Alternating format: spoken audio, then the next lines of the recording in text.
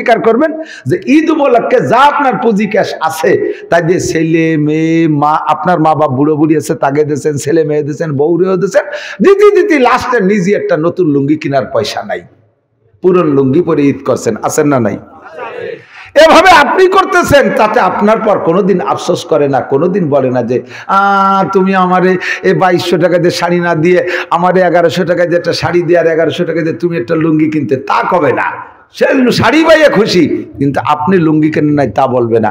অথচ যদি এক ঈদে লুঙ্গি শাড়ি কিনে না দেন, দেখবেন যে সব উল্টো পাল্টা, সিমাইতে চিনি ওই নেই, গোশে হলুদ বেশি হয়ে গেছে, মাছে জাল বেশি হয়ে গেছে, সব উল্টো পাল্টা, ঘর সরে নাই, খেতা কাপড় দুই নেই, গোসলরি নেই, মুখ কি হয়েছে, আবার তোর কি হয়েছে, কি হবে, মারা লাগে নাকি, মিনি মুগুরি দাঁত বানছে, জীবনে ঈদ উপলক্ষে কান কাপড় দিল না, চোখের টানই আলাদা, কথা কর না কেন, ঠিক না?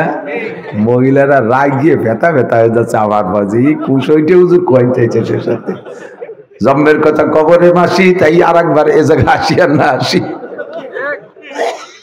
তারপর নালাসির একটু যদি গ্যামজাম করেন তাহলে দেখবেন কি কয় জানেন, সবচাইতে আখেরি মাইর হলো আমি বলে তোর ঘর করলাম, আর বেটির হলো সব মুখুচুরি ঘুরে বেড়াচ্ছে, উনি খালি কুতুবুদ্দিন মহিলা, উনি রাবে আবশ্রী, উনি একেবারে বুজুর্গ মহিলা, উনি বলে এই ঘর করছো না, আর কেউ করতো না। আর সব বেটারে বউরা হলো ঘুরে বেড়াচ্ছে স্বামীরে তালাক দিয়ে। এই ফাও কথা কর গুরু মহিলারা তাকফুন্দাল আসেন, হুজুর কয় আমি মহিলাদেরকে জাহান্নামে বেশি দেখে আসছি।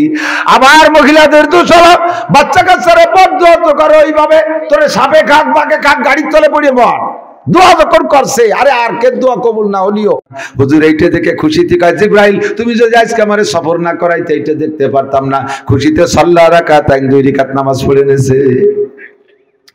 আল্লাহু আকবার চললেন, যাইতে যাইতে এবার চলেন সামনের দিকে যাই, যাই একেবারে চতুর্থ স্থান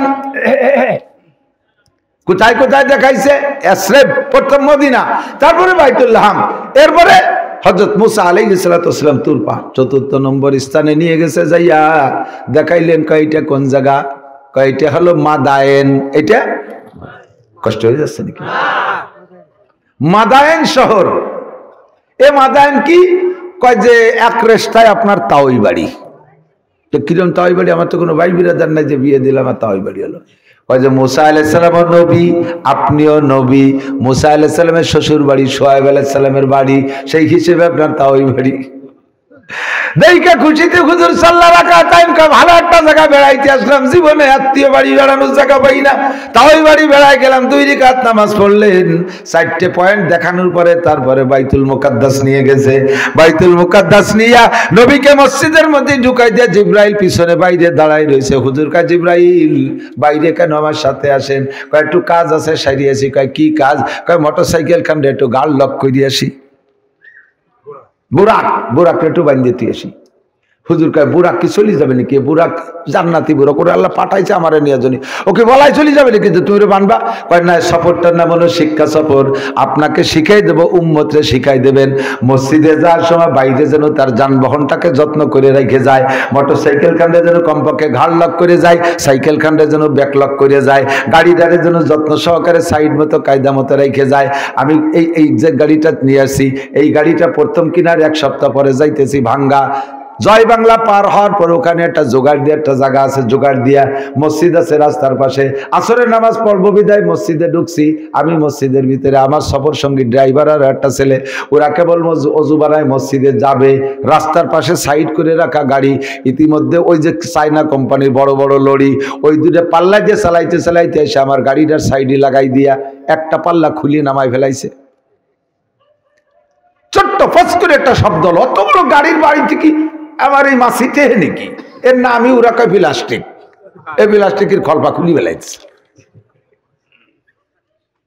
সাথে সাথে আমার এই মিরাজের সফর মনে হলো যে জিবরিল আলাইহিস সালাম কেন বুরাক বাঁধছে। পরিমাণ মতো দূরত্বে আমি গাড়ি রাখি নাই বিদায় লরির আঘাতে আমার দরজা ভেঙে গেল। যদি ভালো জায়গা নিরাপদ জায়গা রাখতাম তাহলে সমস্যা ছিল না। নামাজ আমারটা পড়া হয়ে গেছে, আমি পড়ছি, বাকি দুইজন দুশ্চিন্তায় নামাজই পড়তে পারে নাই। এরপরে আমার যে মাহফিল থাকি আর আমার হুশ থাকে নাকি, আমার নতুন কিনা গাড়ি 13 লক্ষ টাকা দিয়ে কিনা গাড়ি, গরিব মানুষ যা কিনছি এর ডানা খুলি গেছে, আর কি জিব্বে পানি আছে, মিজাজ গেছে খারাপ হইয়া। ভাঙ্গাতে ফোন দিছে, কলাম ঘটনায় আর হজ করতে আসবো না। ভাঙ্গায় যিনি আমার মাহফিলের দায়ী তিনি বড় কলিজাওয়ালা মানুষ, আমলিগের সেক্রেটারি আব্দুল সুবহান ভাই, হুজুর গাড়ি ওটা ছেড়ে দেন, আমার সেম প্রিমিয়াম গাড়ি আছে আমার, এটা আপনারা দিয়ে দিলাম, ওটা আমি সারি ছুড়ে চালাবো, নিশ্চিন্তে চলে আসেন। গেলাম, আলহামদুলিল্লাহ উনি যত্ন সহকারে আমার মাহফিল করাইল। চায়না কোম্পানির দিয়ে আমার গাড়ি পুরো নতুন বানাইয়া 10 দিন রেখে সেই জায়গা থেকে পরে 3-4 জন এসপি লোক পাঠাই দিয়েছে, থানার থেকে লোক চলে এসে সবাই গিরে গেলে। বাহারহাল কথা হলো যে আমি যদি যত্ন যেভাবে সুন্নাত সেইভাবে গাড়িতে রাখতাম তাহলে এই ঝামেলা তো আমি করতাম না। জিবরিল আলাইহিস সালামকে আমি মোটরসাইকেলে একটু গাল লক করে আসি, বাইরের মুছে একটা পাথর খুঁটির মতো, ওর মধ্যে জিবরিল আলাইহিস সালাম আঙ্গুল যে খুঁচা দিয়েছে ফুটো হয়ে গেছে।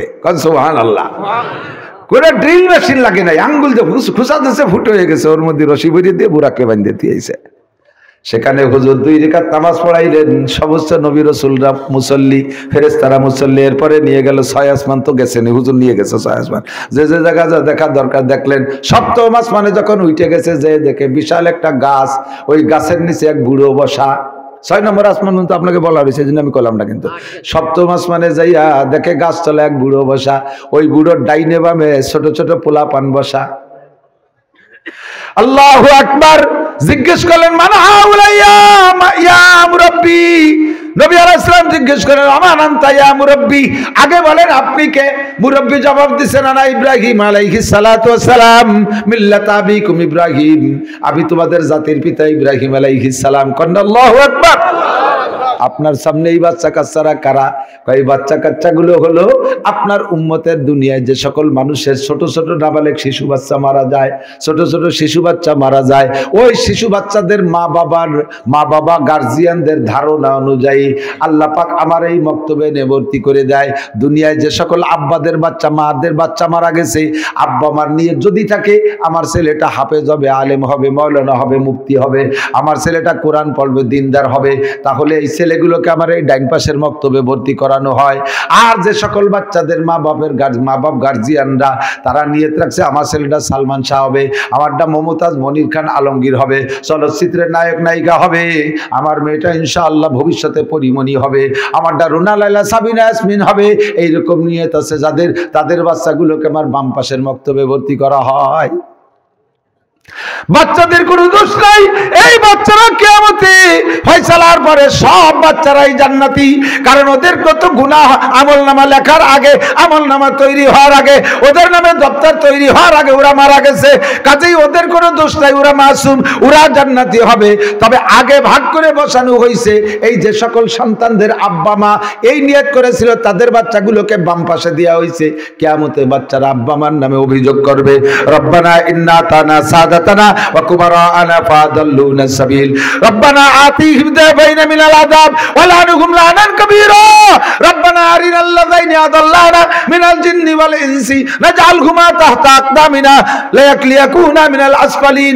ওই সন্তানরা আব্বা মার নামে অভিযোগ করবে, আল্লাহ দুনিয়া আমাদেরকে পাঠিয়েছিলে, আমাদের আব্বা মা আমাদের সম্পর্কে সুধারণা করে নাই, আমাদেরকে নিয়ে সুকল্পনা করে নাই, আমাদেরকে নষ্ট করার প্ল্যান করেছে, এই যে আমাদের সেই আব্বা মা, এই যে আমাদের সেই আব্বা মা, ওদেরকে দাও জাহান্নামে ফেলাও, আমাদের পায়ের নিচে এনে দাও, ওদেরকে মুখের উপরে পাড়াইবো, আমাদের আল্লাহ আমাদের সামনে ওদেরকে ডবল আযাব দিতে হবে। সন্তানরা অভিযোগ করবে। আর যে সকল সন্তানদের গার্জিয়ানরা সন্তান দুনিয়ায় মারা যাওয়ার পরে তারা ধৈর্য ধারণ করেছে, সবরে জামিল, লাফালাফি পালাপালি করে নাই, কান্নাকাটি করে নাই, কাঁদছে তো পরিমাণ মতো কাঁদছে, বেশি বুক চাপড়াচাপড়ি করে নাই। আছে একদল মহিলা আল্লাহ আর কিডা শহীদ হয় না, এখানে আমার দাবি আল্লাহর কামড়ায় ঘাই গিলাই দিচ্ছে, আছে না এরকম? আবার এই সকল মহিলাদের আর একটা দোষ আছে, এদিক তাকান। হুজুর কয় মেরাজের রাত্রে আমি জাহান্নাম দেখতে গিয়ে দেখে আছি, মহিলারা জাহান্নামের মধ্যে বেশি, দোজখে বিটিরা বেশি, এমনি তো পার্সেন্টও বর্তমানে মহিলা বেশি, ঠিক না? মহিলা বেশি, আর মহিলারা জাহান্নামীও বেশি। মহিলারা অল্প কথায় কান দিয়ে ব্যাগটা একেবারে ফেরেশতা হয়ে যায়, আবার সাথে সাথে আকাম দেখলি সে জায়গা লাফায় পড়ে। 90% পুরুষদের দেখেন এই জায়গা কত পুরুষ বসে রয়েছেন, কোন শব্দ নাই। এই মহিলাকে ক্যাসের মাসে শোনা যাচ্ছে, এ পাশে মহিলা আছে নিশ্চয়ই, ওই দেন এরপরে কথা কয়। 500 পুরুষ বসে রয়েছেন, নড়াচড়া নাই, কোনো সারা শব্দ নাই। ওই জায়গা মনে হয় আগে কইতাম 3 বিটি যে আনে কলকাতা সে আনে, আর এখন 3 বিটি যে আনে সারা দুনিয়া সে আনে। হুজুর বলেন ইয়া মাশাআন নিসা, মেরাজ থেকে আয়েশা হুজুর মহিলাদেরকে নিয়ে বয়ান করতে গিয়ে বলেন ইয়া মাশাআন নিসা তাসাদদাকনা ওয়ালা বিহুলিকুন্না, হে মহিলারা তোমরা বেশি বেশি সদকা করো, ইত্তাকিন নারা ওয়ালা বিহুলিকুন্না, হে মহিলারা ইত্তাকিন নার ওয়ালা বিশিক্কি তামরা, তোমরা জাহান্নাম থেকে বাঁচো। আমি জাহান্নামের ভিতরে নারীদেরকে বেশি দেখে আসি, নারীরা জাহান্নামের ভিতরে বেশি, তোমরা জাহান্নাম থেকে বাঁচো। যদিও তোমাদের হাতের 1 লোকমা খেজুর কেউরে দান করলে বাঁচা যায়, তাহলে অর্ধেক খেজুর খাইছো আর অর্ধেক চাইছে দিয়ে দাও। এই খেজুরের মাধ্যমে সৎকার মাধ্যমে তুমি জাহান্নাম থেকে বাঁচো। ওয়ালাবিনহুলিকুন্না, ও মহিলা জাহান্নাম থেকে বাঁচার জন্য তোমার গায়ের সব অলংকার সৎকার করে দিয়ে হলিও বাঁচো। ফাইন্নী উরিদুকুন্না আকসারা মিন আহলিন নার, আমি জাহান্নামে যত মানুষকে দেখেছি পুরুষের চাইতে মহিলাদেরকে বেশি দেখেছি। মহিলারা বলেন ফামা বালুহুন্না ইয়া রাসূলুল্লাহ, নারীদের কোন দোষে জাহান্নামে বেশি দেখেছেন? হুজুর বলেন প্রথম এক হাদিসের মধ্যে হুজুর বলেন মহিলাদের মারাত্মক 2টা দোষ। কয়টা? 1 নম্বরে তাকসুরনাল লাআন, পুরুষরা মারামারি করে অল্পক্ষণের মধ্যে লেগে যায়, 2-3টে গালাগালির পরে এরপরে আর মুখের আমল বাদ দিয়ে হাতের আমল শুরু করে দেয়। অত লম্বা সময় ধরে ঝগড়া ফাসাদের দাঁড়েরা দাঁড়ে না, কিরা সময় নষ্ট হয়ে দিয়ে ঝগড়া করবে, ওর চাইতে হাতের কাজ সেরে যাইয়ে চাটা খাই গিয়া। পুরুষরা আর মহিলারা এক ঝগড়া 1 মাস পর্যন্ত টেরিয়ে নেয়। আজ একটু করে, কাল একটু করে, সকালে একটু করে, বিকেলে একটু করে, খাইয়ে দিয়ে 4 একটু করে, পেটের তাজা বাচ্চা বের করে ফেলায়। দেখ বাজে কথা করতে করতে এত অভিশাপে পাকা, অভিশাপ করতে করতে করতে করতে নিজের স্বামীর পর্যন্ত কয়, স্বামীর সাথে গ্যাঞ্জাম পাচ্ছে, স্বামী বাড়িতে বেরো যাওয়ার সময় তুই যেন ফিরে আসিস নিয়ে, তো ওটা ফিরে না আসলে তুই কয়েন মুখ চড়ি ঘুরে বেড়াবানে হিসেব আছে। তোমার 3-4টে ছেলে মেয়ে হওয়ার পরে তোমার নেবে কাজ সাতায়, এটা যে ফিরে আসতে মানা হইলে, যদি আল্লাহ ধরিয়েই বসে তোর দোয়া কবুল করে তাহলে তোর ফিরে আসবে না, আসবে তো লাশ হইয়া। হ্যাঁ তুমি যাবা বিধবা, তোমার নেবে কে সাতায়, কথা বল। সন্তানরা পর্যন্ত অভিশাপ করে, ছোট্ট বাচ্চা ছবি নলাও কাটা নবী, আর পোলাপান তো পোলাপানি, ভবিষ্যতে নবী হলি সেই দিন হবে। আপাতত ছোট পোলাপান না, তার পোলাপানি একটা স্বভাব থাকে, একটু বিরক্ত করলি তোর সাথে খাক, বাঘে খাক, গাড়িত্রী পরিবার, তোর তোর মাথায় ঠাটা পড়ু করে, তোর নেয় না কে, এ কয় না। এই কারণে তোমার আমল বাতিল হয়ে গেছে। তুমি যে বাচ্চাটারে অভিশাপ করতেছ ওটা বড় অলি সদস্য পাবে, এই সদস্যের ওসিলায় লাখ লাখ মানুষ হিদায়াত পাবে। তুমি আমার অলি রে এইভাবে বদদয়ে ধ্বংস করে দিচ্ছ, আমার অলি জায়গা মতোই যাবে, তো তোর আমল সব বাতিল করে দিলাম। অভিশাপে পাকা মহিলারা, ঠিক কি ঠিক না?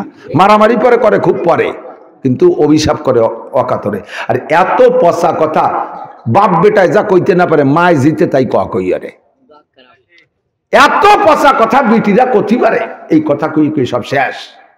এই জন্য তাসাদদাকনা ওয়ালা বিহুলিকুন্না, বাস্তি স্বাস্থ্য অলংকার আদি মসজিদ মাদ্রাসায় দিয়ে বাসো, গোপের টাকা ফাটাই দাও যা যা আছে। 2 নম্বরে আরেকটা দোষ, আরেকটা হলো তাকফুরনাল আশির, স্বামীর নাফরমানি, স্বামীর শকর আদায় করতে রাজি না, জীবন ভরিয়া সবকিছু দিচ্ছেন। দেখেন অধিকাংশ